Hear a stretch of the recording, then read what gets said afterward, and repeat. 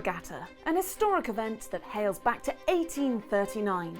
To this day, a hallmark of the summer sporting calendar and a highlight of the English social season. Every year, thousands of visitors line the banks of the River Thames in this quaint Oxfordshire town for a week of world-class rowing and quintessentially British merriment. An all-out celebration of one of the most grueling sports. It's a chance to experience the toil, the torment, sometimes the tears, but ultimately the triumph of global stars past, present and future.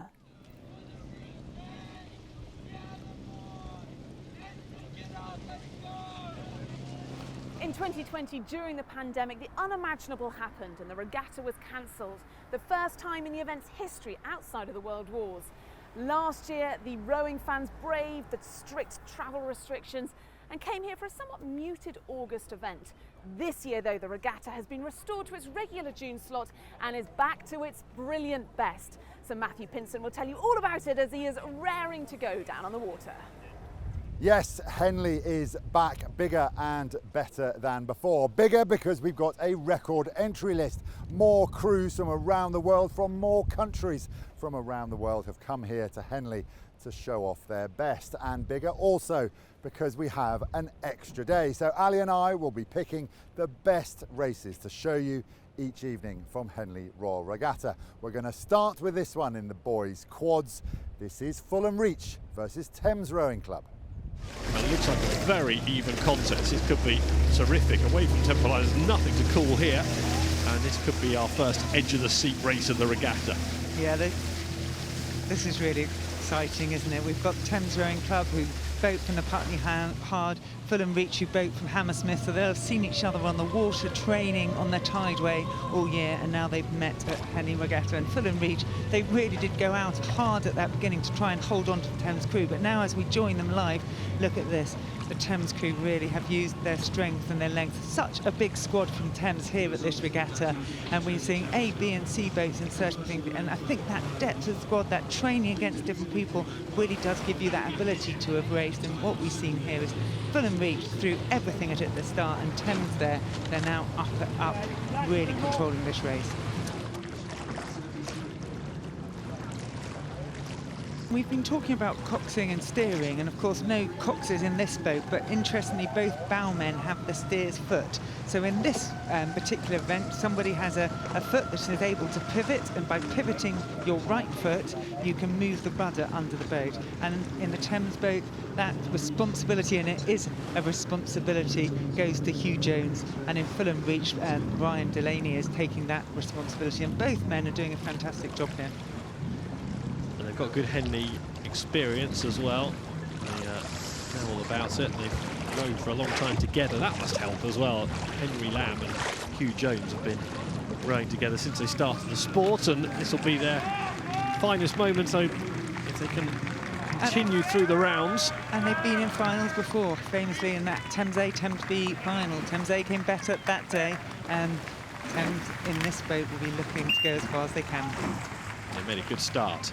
Thames Rowing Club through the Wyfold Challenge Cup, beating Fulham Reach Boat Club. It was a really good start to the race. It was competitive for much of that. Wyfold, Thames through Fulham Reach Boat. There are more than 400 boats about to compete this week, and that sounds like a lot, and this boat tent is already really full.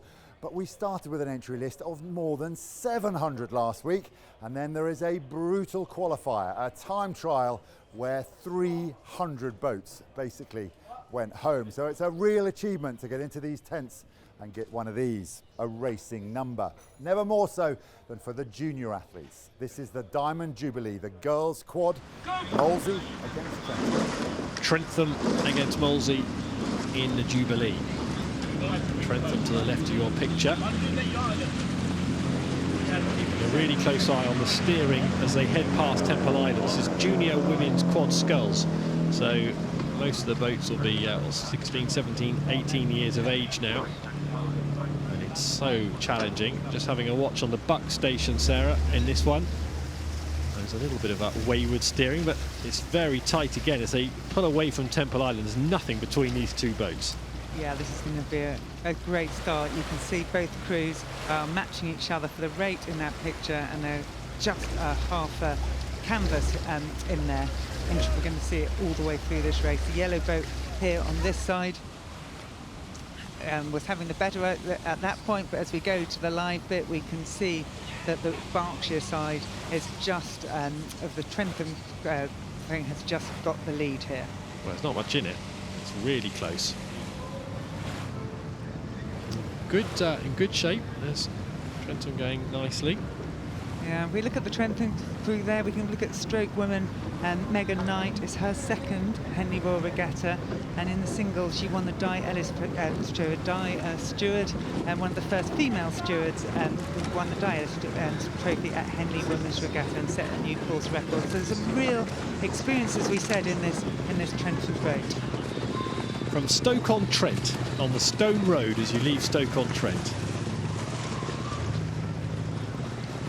That's good detail, Tim. I knew it was Stoke-on-Trent. Ah, you see. You're not going to be able to send a letter to them if you only know that, are you?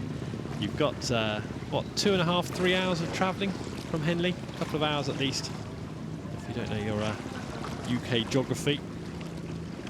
So this stretch of water will be very new to them.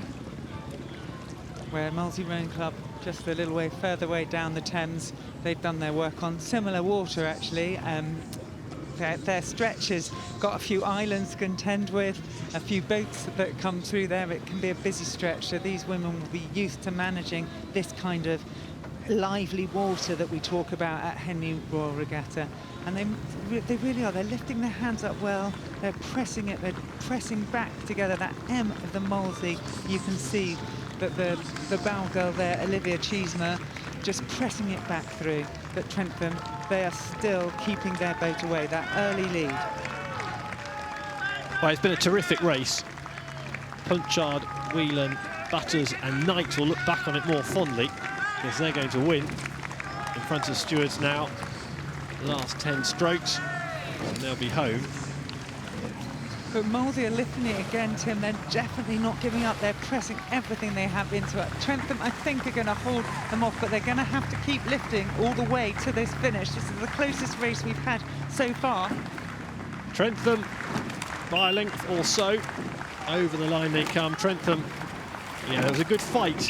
Lots of character shown by Molesey in the latter stages. They certainly weren't going to go down without a fight. There, Molesey. But well done to Trentham, the winners of the Jubilee heat there. We are all looking forward to some exciting racing this week, but the one thing we can't guarantee at Henley is the weather. Today has actually been rather nice. It's been sunny, it's been dry, but it has been really windy. A strong wind, a headwind for the crews all the way from the start to the finish line, and that's caused problems with technique, with pacing, and with steering. Never more so than in this race in the Y-folds. This is Cox's Fours, so these guys are steering the boats themselves. This is City of Bristol and Nottingham Rowing Club.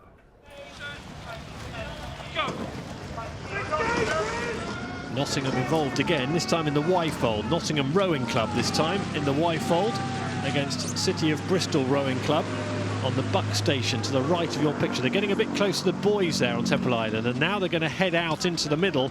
This is City of Bristol Rowing Club, who are lurching out into midstream, and now they've forced Nottingham Rowing Club a bit too close out towards their boys, and it's a real mess now, isn't it? Created by City of Bristol Rowing Club, who headed away from Temple Island at the start of this Y-fold, and they've got work to do to get all the way back. You can see what the impact's been. City of Bristol Rowing Club got completely on the wrong side of the course. Nottingham Rowing Club hadn't really got anywhere to go, forced out towards the boys. Now they're going veering back towards what is the booms now, away from the boys, away from Temple Island, and that is the most ragged start you'll ever see. It continues the fun and the drama because you can see Nottingham Rowing Club now overcompensating back towards the boys, and after all that, what we've got is a couple of lengths lead for Nottingham Rowing Club. What a mess. Well, both crews opting for the slalom route down the course, but if you can look at the flags in your picture here, you can see that crosswind that's probably not as evident as you come through that Temple Island shot. So that crosswind in a coxless boat is incredibly difficult to manage. So for those that are unfamiliar, without the cocks there, you've got to be steering it if you're in the boat as one of the rowers. Nottingham Hull is moving really nicely through the water. Just having a quick look across to our City of Bristol Rowing Club, you can just see that a little bit more frantic. You can see that bow is just pushing into the water at the finish of the stroke slightly more, but that's as you would probably expect, given that they're trying to push everything they possibly can to get that hull moving across the course faster than it currently is. And put me in the minds of Bristol as a multiple medal winner at international regattas over the years. Hopefully you haven't had too many problems like that, but you make an error early and they will. It surely has played on their mind, hasn't it? It must be very difficult to move on from that. It's very challenging, but it's one of those things you learn as an athlete, as an elite athlete, is that what has happened, and you need to now move into the next stroke and what's ahead of you. Both crews looked as though they had some challenges at the start navigating the wind and the courses. It'd be interesting to see what happens when both crews now cross the line, as to whether either of the two crews thinks there might have been a little bit of pushing and shoving and they might have a little bit of a challenge to the umpire, but only time will tell as they come through the line, and we'll see if Bristol raise their hand in compliance.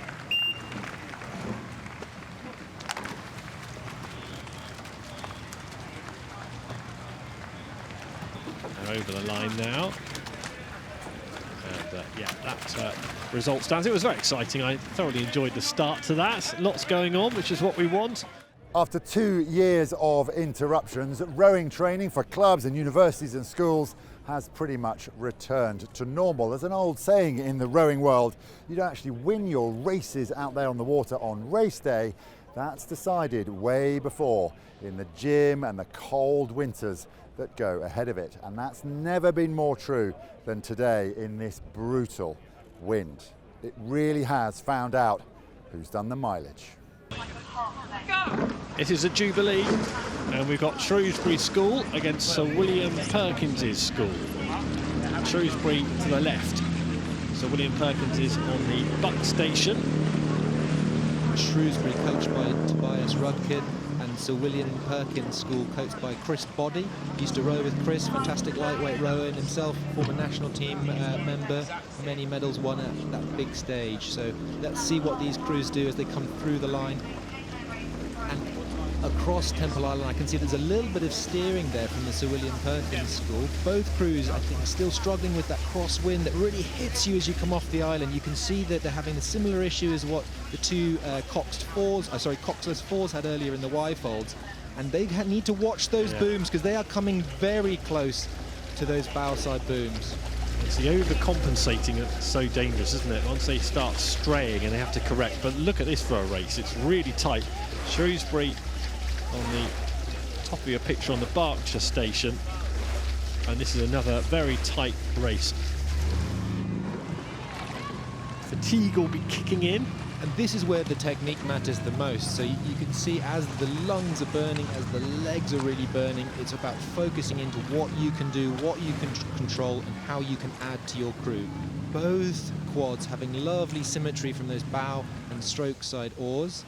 And this is a lovely shot of Shrewsbury's we can see in that M-Packer quad. You could just see that I think there's maybe a clip of the boom on that stroke side oar, and they have. Yeah. They clipped that boom on the stroke side, and they are going to have a real challenge now to get back into this. I think if we go to another shot just to see both crews side by side in a little bit later, we will see what that may have cost. You suspect it'll be game over for them, because trying to get the momentum back into the boat and the energy back into the boat, we will see in a moment. But Sir William Perkins' school will have seen all that, and they'll have taken great heart from that. And it has been a good race. It's been incident-packed. It's been very tight. And now we've had the first flirtation with the boom from Shrewsbury School. That's because it was so competitive, wasn't it? They were being driven on to their max. Absolutely. And when the pressure is on, that is when we need to execute. And it's really interesting to see what happens when people experience that level of pressure. But if we just look now at Sir William Perkins School, they have capitalised on that. So if I was in their boat and I was making the calls, I would have called a push and said, right, punish them, let's go, let's move. Because that's exactly what they've done. It looks like they've taken a length. And Shrewsbury are still pushing. This is fantastic to see. They've not given up. They're about 3/4 to about a length down, and they're going all the way to the line as they come through the finish. Terrific race, really excellent race. The Diamond Jubilee Challenge Cup, Sir William Perkins' school have won, but that doesn't tell the whole story, because early in the race it was a really good tussle. Then we had the error from Shrewsbury School, and give them some credit because they did recover and they made it competitive at the back end of the race as well. So very entertaining, good race. It's not just been the rowing that has pretty much been back to normal, it's been the socialising as well, and it has been so nice to see all the people back all together, socialising, drinking. It's been great. It's probably too early for the athletes to think about having a drink unless you lose. This is Hinksey and King's School Worcester in the Diamond Jubilee. So impressive in the way that they handle the conditions here. I mean, racing on the Henley course is tricky at any time. It is a tricky body of water, but especially once the boats start, the roll down the course and then the breeze. But they're really getting into it here, and it looks like they're starting to claw back the King's School Worcester in the Bark Station at the top of the screen. Yeah, Hinksey have really made these conditions work for them, actually. You know, they were actually had a solid deficit to move up, and now you can see from these pictures they do actually have their nose in front. You know, they had a slightly sluggish start, I'd say, but actually they are putting feet into King's Worcester now with every single stroke of this race. That is an incredible turnaround here. Matthew Daniels in the bow seat of the King's School Worcester boat, just catching a little bit of dirty water on the end of his blade. Maybe took a little bit of momentum off the boat, but this crew from Hinksey Sculling School, I did not see the race unfolding this way, Zoe. Yeah, and it was interesting looking at their previous results. I was expecting to see more from Hinksey earlier. You know, this is a crew who's done some really good stuff this year. They won J18 quads at Met. They were 4th in the Open quads at Wallingford Open, so with their senior crews as well. And Kings, you know, they've been good. They've been consistently top 10 this season, but actually on paper it looked like Hinksey should be the ones leading. And despite that slightly slower start, they do now seem to be in control. But you can see King's Worcester are not willing to just let that go easily.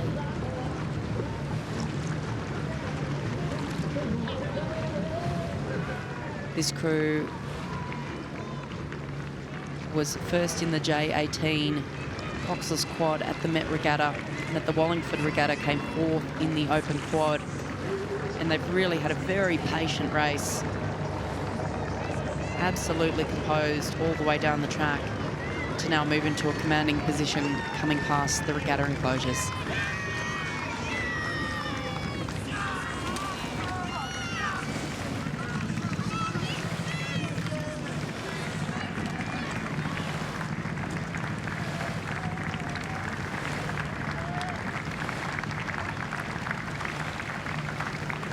And coming down to the line here, what a performance, what a controlled race from Hinksey Sculling School in the Fawley Challenge Cup, the junior men's quadruple sculls over the King's School Worcester.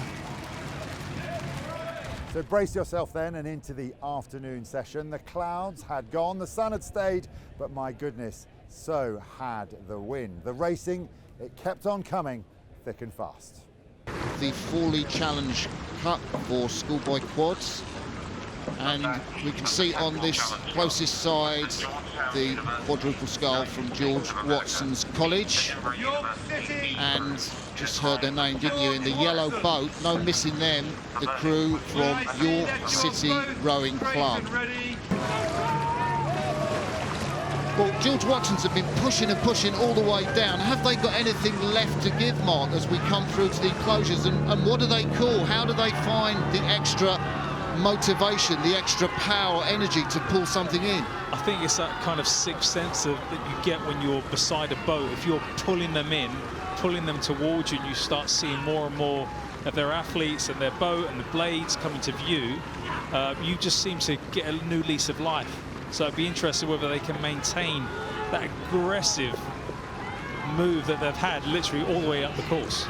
It's great, George Watson's College. It's a school dominated by rugby and hockey, and the boat club definitely achieves more than is expected of it. They punch above their weight, George Watson's College Boat Club, and they are punching above their weight now as they try and hang on to this York City crew. It's one of the closest races of the day, this at Henley. absolutely toe-to-toe down the course. It's been a brilliant race. Look across from James Martin there. That look is so important because that look is the one that informs the rest of the crew. We are going now, and they've broken them. Wow, what a move, George Watson's College. Where did they find that energy from? That's amazing. We're coming up to the finish, and George Watson's College, who sculled down for most of this race, they attack, and York City Rowing Club have been broken in the final stages. It's been a fantastic race from both crews. George Watson's College come up to the line. They take the victory, a memorable victory in this heat of the Fawley Challenge Cup. We hear them celebrate. They know they've been in a race, both crews there. That was incredible. So that's it for our highlights for this first day of Henley Royal Regatta. One of the advantages of this new 6-day format for the competitors is they each get a day off during the regatta. Not so, though, for our coverage. Yes, that's right. If you aren't, though, able to make it down to the river this week, do join us because every single race is live on YouTube. And, of course, we have our highlights programme each evening. Racing gets underway at 9 o'clock tomorrow, and there is plenty to look forward to. So do join us and we'll see you then. Bye-bye.